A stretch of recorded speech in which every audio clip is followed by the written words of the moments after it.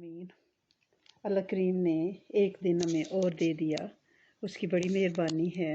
वो हमारी इस सिटिंग को कबूल फरमा लें। कल हमने बात की थी वितर की, वाजिब नमाज की। तो वादा था कि आज इंशाअल्लाह अज़ीज़ हम मज़ीद बात करेंगे सुन्नन और नवाफिल की। तो इसमें थोड़ी सी कन्फ्यूजन है जिसको मैं क्लियर करना चाहूँगी, जो काम आएगी इंशाअल्लाह हमारे। तो ये है कि सुन्नतें बाज़ मौक़दा हैं, आप लोगों को पता है, और वो क्या है कि शरीयत में उनकी बड़ी ताकीद आई है। और अगर बग़ैर वजह के, विदाउट रीज़न, एक बार भी उसको छोड़ दिया जाए, जो मौक़दा सुनते हैं, तो वो क्या है, उलमा कहते हैं कि वो मुस्तहक़ मलामत है। और जो आदत डाल ले मौक़दा सुन्नतें छोड़ने की, तो उसको फासिक और मुस्तहक़ नार करार दिया है। आज हमारे बच्चे बदकिस्मती से, हमारी यूथ जो है वो फ़र्ज़ पढ़े और ठूंगा मारा नमाज को और उठ के चल पड़े। ये दोबारा सुने कि फ़िक़ही मसाइल में लिखा हुआ है कि फ़ुक़हा इस बात पे ज़ोर देते हैं कि जो मौक़दा सुन्नतें यानी ताकीद जिन सुन्नतों की आई है उनको बिला उज़र छोड़ देता है या आदी हो जाता है उनको छोड़ने का, तो फासिक मरदूदुल शहादा मुस्तहक़ नार है। और बाज़ आइमा ने फरमाया कि वो गुमराह ठहराया जाएगा, वो गुनाहगार है। अगर इसका गुनाह वाजिब के तरक से कम है, यानी वाजिब को तरक करने से कम है लेकिन गुनाह है, और इसका तारिक जो इसको छोड़ने वाला है, तरक करने वाला है, माज़अल्लाह शफ़ाअत से महरूम हो जाएगा। क्यों महरूम हो जाएगा? उसमें वो ये हदीस बयान फरमाते हैं कि आप सल्लल्लाहु अलैहि वसल्लम ने फरमाया, जो मेरी सुन्नत को तरक करेगा उसे मेरी शफ़ाअत नहीं मिलेगी। और सुन्नत मौक़दा तरक करने वाला फिर कैसे उम्मीद रखें कि शफ़ाअत मिलेगी। लिहाजा अपने बच्चों में ये बात बार बार क्लियर करें प्लीज़, कम से कम अपने हल्का अहबाब में, अपने बहन भाइयों में, अपने ग्रुप्स में, कि सुन्नत को बड़ी मजबूती से पकड़ें, क्योंकि शैतान का ये हरबा है। पहले वो सुन्नत को नाउज़ुबिल्लाह गैरान समझ के हमारी ज़िंदगी से निकालता है, नवाफिल को निकाला, फिर सुन्नत गैर मौक़दा को, फिर मौक़दा को, और फिर फ़राइज़ को भी आहिस्ता आहिस्ता वो हमारी ज़िंदगियों से निकाल लेता है। लिहाजा नमाज पूरी को मजबूती से पकड़ना है, ठीक है। सुन्नत मौक़दा का दूसरा नाम क्या है? सुन्नुल हुदा।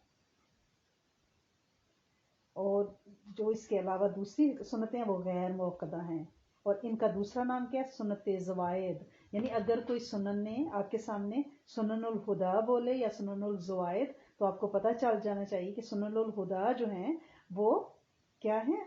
वाजिब हैं, सुन्नत मौक़दा हैं। और दूसरी जो सुन्नुल ज़वाइद हैं वो सुन्नत गैर मौक़दा हैं। इसमें जो गैर मौक़दा सुन्नतें हैं, इस पर शरीयत में ताकीद नहीं आई। कभी इसको मुस्तहब कहते हैं कि पसंदीदा है अल्लाह के यहाँ, और कभी मंदूब भी कहते हैं, और नफल आम में भी इन सुन्नतों का इतलाक़ हो जाता है। यानी नवाफिल से ये करीबतर हैं। और फ़ुक़हा इकराम ने अपने जो नवाफिल के बाब लिखे हैं ना, सुन्नन और नवाफिल के, उनको इकट्ठा ही लिख दिया है।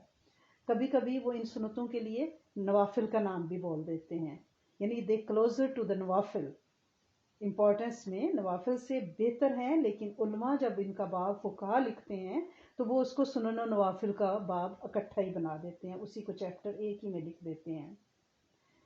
लिहाजा हमें ये बात ज़हन में रखनी है कि सुन्नत मौक़दा जो है वो ये हैं: 2 रकत फजर से पहले मौक़दा हैं, लाज़मी हैं, 4 ज़ोहर से पहले और 2 ज़ोहर के बाद।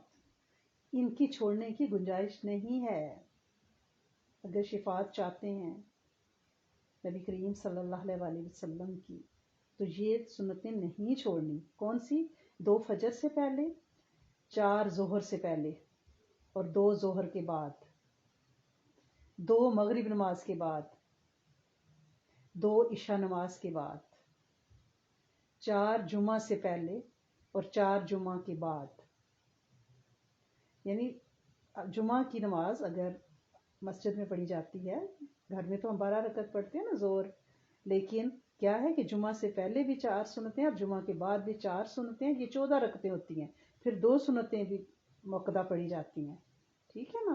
تو ہم تو خواتین ہیں، یوزلی اب تو خیر مرد بھی گھر میں ہی پڑھتے ہیں اگر آپ گھر میں جمعہ کی جماعت کراتے ہیں، اور ہماری بہت پیاری قریبی دوست ہیں جن کے گھروں میں باقاعدہ جمعہ کا خطبہ بچے دیتے ہیں اور یا ان کے ہسبینڈ دیتے ہیں، اور پھر باقاعدہ نماز ہوتی ہے جمعے کی، کیونکہ اب یہ جو پینڈیمک ہے یہ اتنا طول پکڑ رہا ہے، تو اگر ہم اسے اپنے گھروں میں پلیز رواج دے لیں، کیونکہ ورک فرام ہوم ہے، ہسبینڈ بچے یوزلی گھر پہ ہیں، اگر گھر میں مرد موجود ہیں تو آپ بچوں کو 1 ہفتہ پہلے بتا دیں کہ وہ پریپیئر کریں اس ٹاپک پہ خطبہ، بچہ خطبہ دے، پھر اس کے بعد باقاعدہ جمعہ جماعت کے ساتھ ہو۔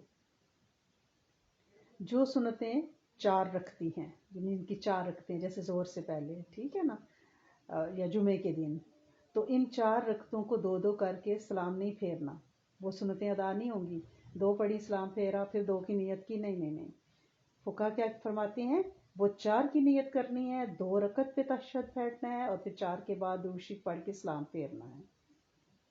اور سب سنتوں میں قوی ترین سنت فجر کی ہے، یہاں تک کہ بعض فقہا اس کو واجب کی شرائط میں لیتے ہیں، اور اگر کوئی ان کی مشروعیت کا انکار کرے تو اس کو خوف کفر ہونا چاہیے، اور بلا عذر نہ یہ بیٹھ کے 2 سنتیں فجر کی پڑھی جا سکتی ہیں، نہ سواری پہ، نہ چلتی گاڑی پہ، یہ وطر کی مانند ان کو واجب کے قریب لیتے ہیں، ٹھیک ہے نا؟ اور اس کے بعد پھر مغرب کی سنتیں، ظہر کی 2 سنتیں جو ہیں، اور 4 پہلی سنتیں، لہٰذا ان سنتوں کو بالکل شفاعت چاہیے نبی کریم صلی اللہ علیہ وسلم کی، تو تارک سنت نہیں بننا۔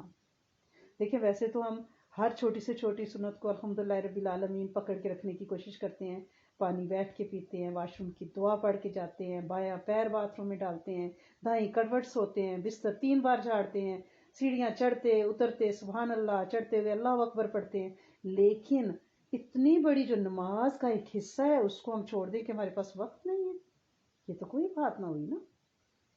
یہ قوی ترین سنتیں ہیں جو موقدہ ہیں، ان کو قطعی طور پہ نہیں چھوڑنا۔ زندگی کیا مصروفیت ہے زندگی کی، یہ وہاں کام آئیں گی جب ہم زمین کے چند ہاتھ نیچے جائیں گے نا، پھر پتہ چلے گا کہ ہائے ہم تو کیا فضول کی مشقتوں میں بھاگتے رہے۔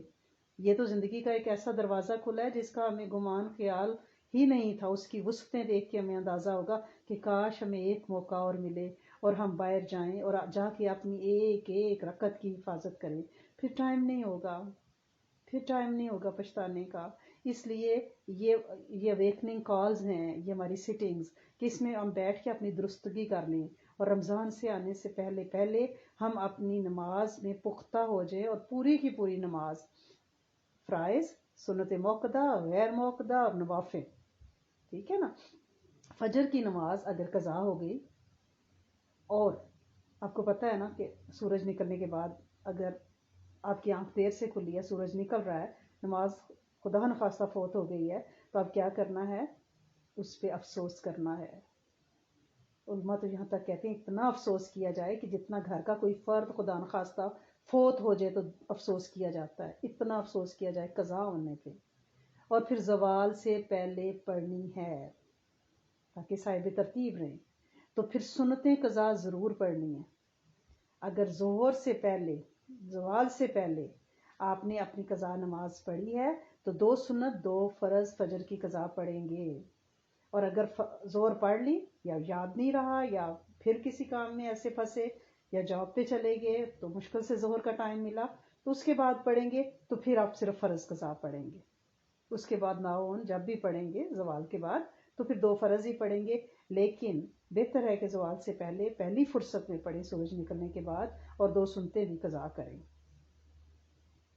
اب کسی نے 2 رکعت نفل تہجد کا ٹائم سمجھ کے کوئی پڑھ رہا تھا، جاگا، 2 رکعت نفل کی نیت کی، اور یہ تھا کہ ابھی فجر کی اذان نہیں ہوئی، بعد میں پتہ چلا کہ فجر کی اذان تو ہو گئی ہے، تو یہ رکعتیں اس کی سنت کی قائم مقام ہو سکتی ہیں، اگر وہ دوبارہ سنت نہ بھی پڑھیں گے تو یہ اس کی قائم مقام ہوں گی، لیکن اگر پڑھ لیں تو افضل ہے۔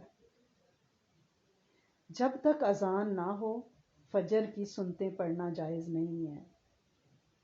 کلیئر کرنا ہے ٹائم کو. اور پھر بعض لوگ آج کل روزے رکھ رہے ہیں تو سحری کھائی، پتہ ہی نہیں ہے، اوپر آئے بھی 2-3 منٹ رہتے ہیں اذان میں اور آرام سے سنتے پڑھ لی. نہیں، اذان کے بعد سنت پڑھنی ہے. اس سے پہلے جو پڑھی وہ آپ کے نفل ہو جائیں گے، دوبارہ دہرانی پڑے گی. ٹھیک ہے. اب اس میں ایک اور بھی ہے کہ فجر کی سنت قضا ہوگی، فرض پڑھ لیے. سنت کیسے قضا ہوگی؟ آپ لیٹ جاگے خدا نخواستہ اور دیکھا کہ تھوڑا ٹائم ہے، اگر میں سنتیں پڑھتی ہوں تو فرض جاتے رہتے ہیں. ٹھیک ہے نا. تو بہتر ہے کہ جب سورج طلوع ہو جائے پورا تو اس کے بعد آپ سنتوں کی قضا ضرور پڑھ لیں، زیادہ افضل ہے. ٹھیک ہے نا. جب سورج تھوڑا بلند ہو جائے تو آپ پہلے سنتوں کی قضا کریں، پھر آپ اشراق پڑھیں.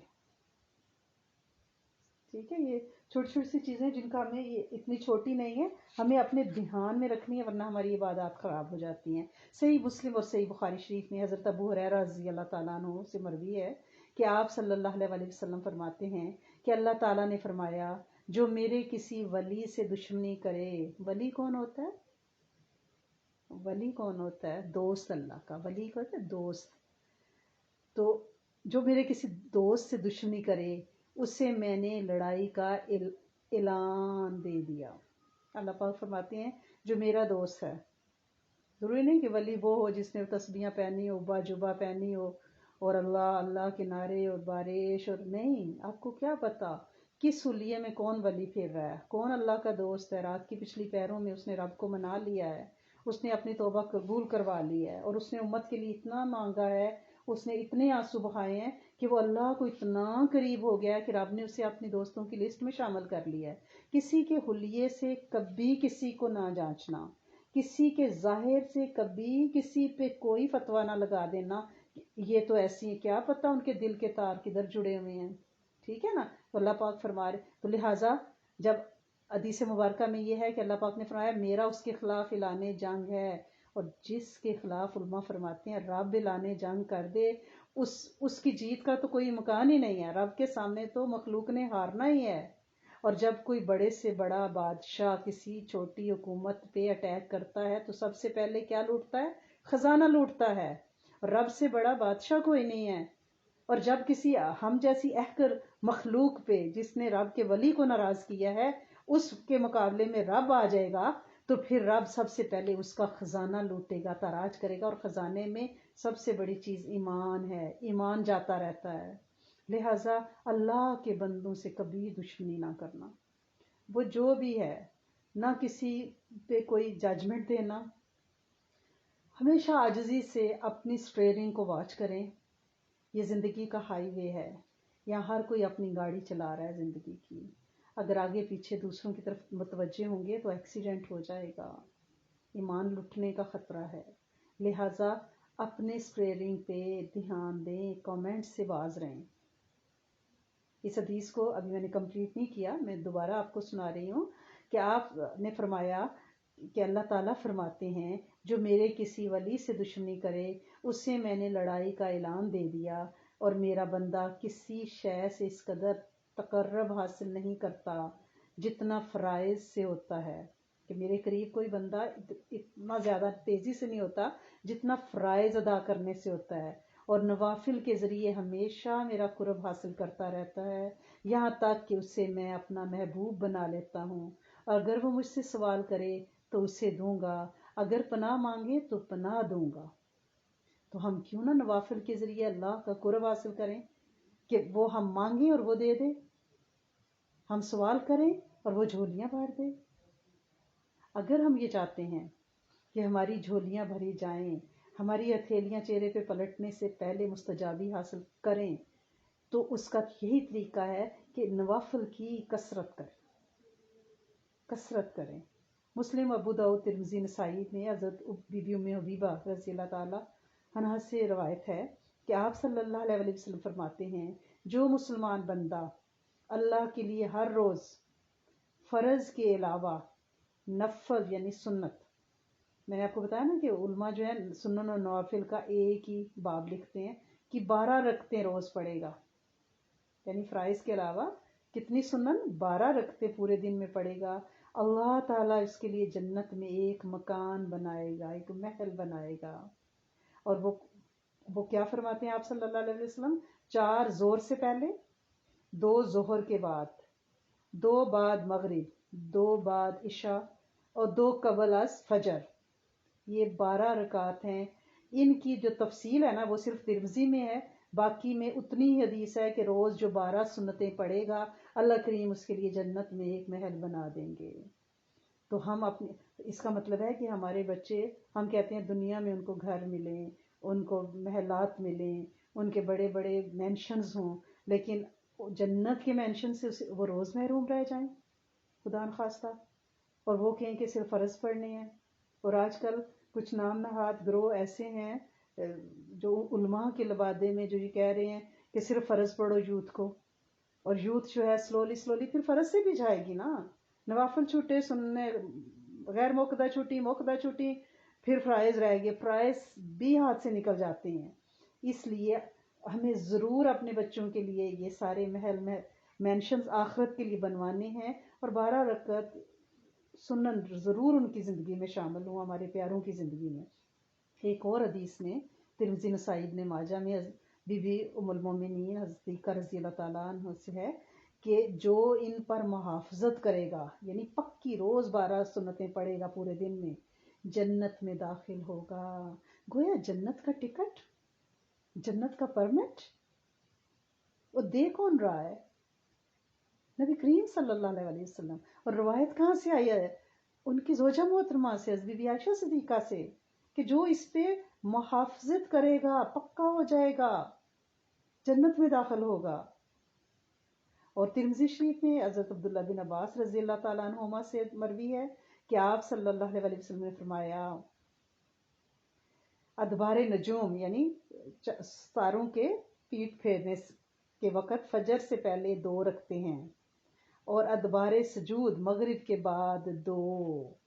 یعنی یہ سنن کا واقعہ ہے کہ جب آپ صلی اللہ علیہ وسلم فرما رہے ہیں تو ان کو پڑھنا ہے، یہ پڑھنے کے لیے ہیں. ایک اور روایت میں حضرت عائشہ صدیقہ فرماتی ہیں کہ آپ صلی اللہ علیہ وسلم نے فرمایا فجر کی 2 رکعتیں دنیا و معافیات سے بہتر ہیں. گویا اس پورے یونیورس میں جو کچھ ہے اسے آپ ایروپلینز کہہ لیں، گاڑیاں کہہ لیں، محلات کہہ لیں، کروز کہہ لیں، شپس کہہ لیں، کچھ بھی بڑی سے بڑی چیز کہہ لیں، ان سب سے بہتر فجر کی 2 سنتیں ہیں. ایک اور روایت ہے بخاری مسلم میں کہ نبی کریم صلی اللہ علیہ وسلم ان کی جتنی محافظت فرماتے کسی اور نفل نماز کی نہیں فرماتے تھے. فجر کی 2 سنتیں. طبرانی میں عبداللہ بن عمر رضی اللہ تعالیٰ عنہما سے روایت ہے کہ ایک صاحب نے عرض کیا یا رسول اللہ صلی اللہ علیہ وسلم، کوئی ایسا عمل ارشاد فرمائیے کہ اللہ تعالیٰ مجھے اس سے نفع دے، یعنی مجھے فائدہ دے، بینیفٹ ملے مجھے. تو آپ نے فرمایا فجر کی 2 رکعتوں کو لازمی کر لو، ان میں بڑی فضیلت ہے. اور ابو جعلی نے ایک حسن سناد کے ساتھ اس روایت کو بیان کیا ہے کہ آپ صلی اللہ علیہ وسلم فجر کی پہلی رکعت میں یعنی سورت کافرون اور دوسری میں قل هو اللہ احد پڑھتے تھے. اس بارے میں فرماتے ہیں کہ نبی کریم صلی اللہ علیہ وسلم قل هو اللہ احد کو تہائی قرآن کے برابر فرمایا، اور قل یا ایھا الکافرون سورت کافرون کو 4 قرآن کے برابر، اور ان دونوں کو فجر کی سنتوں میں پڑھتے اور یہ فرماتے ان میں زمانہ کی رغبتیں ہیں. سبحان اللہ. ابو داؤد میں حضرت ابو ہریرہ سے روایت ہے، وہ فرماتے ہیں کہ نبی کریم صلی اللہ علیہ وسلم فجر کی سنتیں نہ چھوڑو اگرچہ تم پر دشمنوں کے گھوڑے ہی آ پڑیں. فجر کی سنتیں نہ ہمارے گھر میں کوئی شادی بیاہ کوئی فنکشن ہو تو دیر سے سوئے ہوں تو صبح اٹھ کے کہا جاتا ہے کہ چلو 2 فرض پڑھ لیتے ہیں. نہیں، اگر دشمن کے گھوڑے بھی تم پہ آ کے تمہیں روند رہے ہو نا تو پھر بھی نہ چھوڑو. ایک اور روایت ابو داؤد اور ترمذی نسائی میں ہے حضرت بی بی ام حبیبہ سے کہ آپ صلی اللہ علیہ وسلم نے فرمایا جو شخص زور سے پہلے 4 اور بعد میں 2 رکعتوں کی محافظت کرے اللہ تعالیٰ اس پر آگ حرام فرما دے گا. ایک اور روایت میں حضرت ابو ایوب انصاری سے ہے کہ آپ صلی اللہ علیہ وسلم نے فرمایا زور سے پہلے 4 رکعتیں جن کے درمیان میں سلام نہ پھیرا جائے ان کے لیے آسمان کے دروازے کھول دیے جاتے ہیں. یعنی ابھی آپ زور پڑھ لی ہے یا پڑھیں گے تو یہ جو پہلی آپ 4 رکعتیں پڑھیں گے نا ان کو کبھی 2 کر کے نہ پڑھنا، ٹھیک ہے نا، 4 ہی ہیں. حدیث میں ہے کہ سلام نہیں پھیرنا، اتحیات کے بعد کھڑے ہو جانا ہے، پھر 2 رکعت سورۃ فاتحہ اور قرآن کی سورت ملا کے 4 رکعتیں پوری کرنی ہے. تو کیا ہوگا ان کے لیے جو یہ پڑھتا ہے آسمان کے دروازے کھولے جاتے ہیں. ایک اور روایت ہے آپ صلی اللہ علیہ وسلم نے فرمایا، یہ احمد ترمذی میں عبداللہ بن صائب رضی اللہ تعالیٰ عنہ سے ہے، روایت ہے کہ آفتاب ڈھلنے کے بعد نماز ظہر سے پہلے 4 رکعتیں آپ صلی اللہ علیہ وسلم پڑھتے اور فرماتے یہ ایسی ساعت ہے، ساعت کیا ہے؟ گھڑی، مومنٹ. یہ ایسی ساعت ہے کہ اس میں آسمان کے دروازے کھولے جاتے ہیں، لہٰذا میں محبوب رکھتا ہوں کہ میں اس میں کوئی عمل صالح بلند کروں. یہاں پہ ایک نقطہ ہے جس کی میں کوشش کرتی ہوں میں ہمیشہ حفاظت کروں، آپ سے شیئر کر لیتی ہوں. اللہ پاک میری نیت کو جانتا ہے کہ کس نیت سے آپ سے کہہ رہی ہوں، تاکہ آپ بھی انشاءاللہ اس پہ عمل کریں اور اس میں جو خیریں ہیں وہ ملیں. کہ جب آپ چاشت پڑھیں نا تو پھر بیٹھی رہا کریں جائے نماز پہ. جیسے آپ نے آج کل جو ہے چاشت کا ٹائم ختم ہوتا ہے تقریباً 1:15 بجے کے قریب نا، ٹھیک ہے، 1:15 1:20 پہ. تو آپ چاشت پڑھیے، بیٹھ کے وہاں پہ ذکر کرتی رہا کریں. جو ہی زور کا ٹائم ہو 1:30 33 جو بھی ہے اس وقت آپ 4 سنت پڑھیں. اسی دوران آپ صرف ذکر کرتی رہیں. وہ جب سورج کو زوال آ رہا ہوتا ہے نا، ایک سورج اپنے ایک فیز سے دوسرے فیز کی طرف جا رہا ہوتا ہے، اس وقت اللہ پاک بہت دعائیں سنتے ہیں. جیسے فجر میں طلوع آفتاب کے وقت سورج کا ایک فیز بدل رہا ہے، وہ غروب سے طلوع کی طرف جا رہا ہے، اور اس وقت اذکار کرنا اور کتنا افضل ہے، اس کے بارے میں کتنی حدیث ہیں کہ اولاد اسماعیل سے 4 غلام آزاد کرنے سے زیادہ افضل ہے اس وقت ان کے ساتھ بیٹھنا جو ذکر کر رہے ہیں. اسی طرح سورج غروب ہونے سے پہلے، کیونکہ ایک تو فرشتوں کی ڈیوٹیز بدل رہی ہیں، دوسرا سورج اپنا فیز چینج کر رہا ہے. اب یہاں بھی سورج جو ہے وہ زوال کی طرف پلٹ رہا ہے. اس وقت دعا بہت قبول ہوتی ہے. تو جیسے آپ چاشت، اگر آپ کو یہ یقین ہو کہ آپ کے پاس ٹائم ہے تو تھوڑی سی جیسے لیٹ کر لیا کریں تاکہ آپ زور تک بیٹھی رہیں جائے نماز پہ، اذکار کرتی رہیں، ٹھیک ہے، اور توجہ سے دعا کریں اور پھر زہر کی 4 سنت پڑھیں. کافی عرصے سے میں کوشش کر رہی اس پہ میں محافظت کروں، اور الحمدللہ رب العالمین جب آپ کچھ عرصہ کرتے رہیں گے تو پھر اللہ پاک مدد فرماتے ہیں، پھر توفیق بھی ملتی ہے. اور اس وقت دیکھیں یہ کہا جا رہا ہے، دوبارہ اس حدیث کو سنیں کہ 4 رکعتیں جو پڑھتے ہیں آفتاب ڈھلنے کے بعد زور سے پہلے، جو ہی آفتاب ڈھلا، ٹھیک ہے، زوال ختم ہوا، تو آپ نے 4 رکعتیں جو پڑھتے ہیں فرمایا یہ ایسی ساعت ہے، ایسی گھڑی ہے کہ اس میں آسمان کے دروازے کھولے جاتے ہیں، لہٰذا میں محبوب رکھتا ہوں کہ اس میں میرا کوئی عمل صالح بلند ہو، ان دروازوں میں سے اوپر جائے. سوری، اس لیے دروازے کھولے جاتے ہیں اعمال کو اٹھائے جانے کے لیے. لہٰذا اب اگر اس پہ تھوڑی سی آپ پریکٹس کریں، الارم لگا کے رکھیں کہ ایسا نہ ہو کہ آپ چاشت بھی لیٹ کریں کہ اس کے ساتھ زہر کو ملائیں گی، بیچ میں بیٹھ کے ذکر کریں گی 15-20 منٹ، تو پتہ چلے کہ آپ کی چاشت نکل گئی، زہر کا ٹائم ہو گیا. الارم لگایا کریں، ٹھیک ہے، ریمائنڈر لگایا کریں. ایک اور روایت میں ہے کہ دوپہر کے بعد 4 رکعتیں پڑھنے کو نبی کریم صلی اللہ علیہ وسلم محبوب رکھتے. ام المومنین حضرت صدیقہ رضی اللہ تعالیٰ عنہ فرماتی ہیں کہ میں نے عرض کیا یا رسول اللہ، میں دیکھتی ہوں کہ اس وقت میں حضور نماز کو محبوب رکھتے ہیں. تو آپ نے فرمایا اس وقت آسمان کے دروازے کھولے جاتے ہیں، اللہ تبارک و تعالی مخلوق کی طرف نظر رحمت فرماتا ہے. اس نماز پر آدم و نوح، ابراہیم و موسیٰ و عیسیٰ علیہ السلام محافظت کرتے تھے. سارے انبیاء اس نماز پہ حفاظت کرتے تھے، آدم، نوح، ابراہیم، موسیٰ، عیسیٰ علیہ السلام. تو ہم اس گھڑی کو کیوں بھولیں؟ اس لیے آج کے بعد ہم کیا کریں گے؟ چاشت کے بعد بیٹھے رہیں گے، ذکر اذکار کرتے رہیں گے، ٹھیک ہے؟ پہلے اپنے کام کچن وغیرہ کے آپ نپٹا لیں پلاننگ سے، جیسے آپ عصر سے پہلے بیٹھتی ہیں جائے نماز پہ، طلوع فجر کے بعد بیٹھتی ہیں، یعنی فجر سے طلوع فجر تک، بالکل اسی طرح اس دن والے زوال کے ٹائم کو قابو کرنے کی آپ نے کوشش کرنی ہے انشاءاللہ۔ ظاہر آسمان کے دروازے کھلتے ہیں، ہمارے اعمال بلند کیے جاتے ہیں، عرشوں پہ جاتے ہیں، قبولیت کا لمحہ ہے، تو ہم کیوں نہ اس کی محافظت کریں جس کی انبیاء محافظت فرماتے رہے، ہم سے کیوں وہ گھڑی بھولی رہے۔ نبی کریم صلی اللہ علیہ وسلم فرماتے ہیں، طبرانی میں برا بن عازب سے روایت ہے کہ آپ صلی اللہ علیہ وسلم نے فرمایا، جس نے زور سے پہلے 4 رکعتیں پڑھیں گویا اس نے تہجد کی 4 رکعتیں پڑھیں، اور جس نے عشاء کے بعد 4 رکعتیں پڑھیں تو یہ شب قدر میں 4 کے مثل ہے۔ سبحان اللہ، سبحان اللہ، سبحان اللہ۔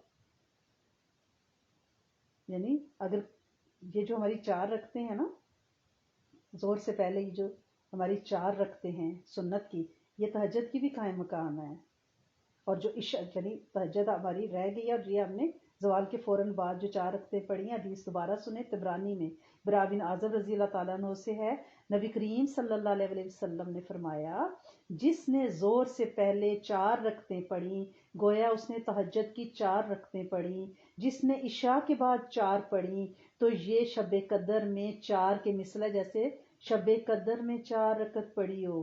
حضرت عمر فاروق رضی اللہ تعالیٰ عنہ اور بعض دیگر صحابہ کرام نے بھی اس کو ایسے ہی روایت کی ہے، اس حدیث کو۔ پھر ایک اور حدیث آپ کو سناتی ہوں، آپ کا دل ٹھنڈا ہو جائے گا۔ آپ صلی اللہ علیہ وسلم نے فرمایا، اس شخص پر اللہ رحم فرماتے ہیں جس نے عصر سے پہلے 4 رکعتیں پڑھیں۔ عصر کی جو 4 رکعتیں ہیں نا سنتیں، اللہ پاک رحم فرمائیں۔ ہم بندوں سے رحم ڈھونڈتے پھرتے ہیں، میری ساس رحم دل ہو جائے، میری خالہ رحم دل ہو جائے، میرا میاں رحم دل ہو جائے، میری بیوی رحم دل ہو جائے، میرے بچے مجھ پہ رحم کریں۔ ہم لوگوں سے رحم ڈھونڈتے ہیں، رب رحم کرے گا تو مخلوق خود ہی رحیم ہو جائے گی، یا فکر نہ کریں۔ یہ رحم رب کے دروازے سے نکلے گا تو مخلوق کے دل میں وہ ہماری محبت ڈال دے گا، پھر مخلوق خود ہی ہم سے رحم دلی کا سلوک کرے گی۔ ہم مخلوق سے کیوں مانگتے پھرتے ہیں؟ ترمذی میں حضرت علی کرم اللہ وجہہ سے روایت ہے کہ حضور صلی اللہ علیہ وسلم عصر سے پہلے 4 رکعتیں پڑھا کرتے تھے۔ طبرانی میں ام المومنین از بیوی ام سلمہ راوی ہیں، وہ فرماتی ہیں کہ نبی کریم صلی اللہ علیہ وسلم فرماتے ہیں، جو عصر سے پہلے 4 رکعتیں پڑھے اللہ تعالیٰ اس کے جسم کو پر آگ کو حرام قرار دیں گے، یعنی دوزخ کی آگ اس کے جسم کو نہیں چھوئے گی۔ اللہ پاک ہم سب کو اس میں مداوت کی محافظت کی توفیق عطا فرمائیں۔ ایک اور دوسری روایت ہے طبرانی میں کہ حضور صلی اللہ علیہ وسلم نے مجمع صحابہ میں، جس میں امیر المومنین حضرت عمر بن خطاب رضی اللہ تعالیٰ عنہ بھی تھے، فرمایا، جو عصر سے پہلے 4 رکعتیں پڑھے اسے آگ نہیں چھوئے گی انشاءاللہ۔ سبحان اللہ، سبحان اللہ۔ ایک اور حدیث مرسلن ایک روایت ہے رزین سے کہ وہ فرماتے ہیں، جو شخص بعد مغرب کوئی بات کرنے سے پہلے 2 رکعتیں پڑھے اس کی نماز علیین میں اٹھائی جاتی ہے، اور ایک روایت ہے 4 رکعت پڑھے، اور ایک حضرت حذیفہ سے روایت ہے اور اس میں یہ ہے کہ 6 رکعتیں پڑھے۔ مغرب کے بعد دونوں رکعتیں جلدی پڑھو کہ وہ فرض کے ساتھ پیش کی جاتی ہیں، یعنی آپ نے فرض مغرب کے 3 پڑھے، فوراً 2 سنتیں 2 نفل کم از کم وہ ساتھ پڑھیں، تاکہ فرائض کی وہ بریکٹ کے اندر ہی پیش کی جائیں، کہ وہ فرائض کے ساتھ پیش کی جاتی ہیں۔ لیکن اگر آپ بزی ہیں، آپ نے اس وقت ڈنر کا ٹائم ہے، فیملی کو دیکھنا ہے، تو آپ اوابین کی نیت سے بعد میں بھی پڑھ سکتی ہیں۔ ترمذی ابن ماجہ میں حضرت ابو ہریرہ سے روایت ہے کہ جو شخص مغرب کے بعد 6 رکعتیں پڑھے اور ان کے درمیان کوئی بری بات نہ کہے تو 12 سال کی عبادت کا ثواب ملتا ہے۔ دیکھیں تو صحیح، 2 نفل پڑھیں، 2 نفل پڑھیں تو ہمیں 2 برس کی عبادت کا ثواب ملے، ٹھیک ہے نا؟ تو ہم یعنی ایک رکعت پہ 2 سال کی عبادت، یعنی وہ 6 رکعتیں ہیں تو اس پہ 12 سال کی عبادت ہے، ہر رکعت پہ 2 سال کی عبادت کا ثواب۔ اور ہم یہ کیوں مغرب کے بعد 6 رکعتیں نہ پڑھیں؟ کیا وجہ ہے کہ ہم ان رکعتوں کو چھوڑ دیتے ہیں؟ یہ اوابین کی نماز ہے، اور تبرانی میں حضرت عمار بن یاسر رضی اللہ تعالیٰ عنہ سے روایت ہے، وہ فرماتے ہیں کہ جو مغرب کے بعد 6 رکعتیں پڑھے اس کے گناہ بخش دیے جائیں گے، اگرچہ وہ سمندر کی جھاگ کے برابر ہوں۔ اور ایک اور روایت ہے ترمذی شریف میں، از بی بی ام صدیقہ فرماتی ہیں کہ جو مغرب کے بعد 20 رکعتیں پڑھے اللہ تعالیٰ اس کے لیے جنت میں ایک محل بنا دیتے ہیں۔ لہٰذا ہم نے کیا کرنا ہے؟ آج کے بعد ہم نے اپنے نوافل کی بہت اچھی طرح سے حفاظت کرنی ہے، اور اللہ تعالیٰ سے دعا مانگنی ہے کہ اللہ کریم اس میں ہمیں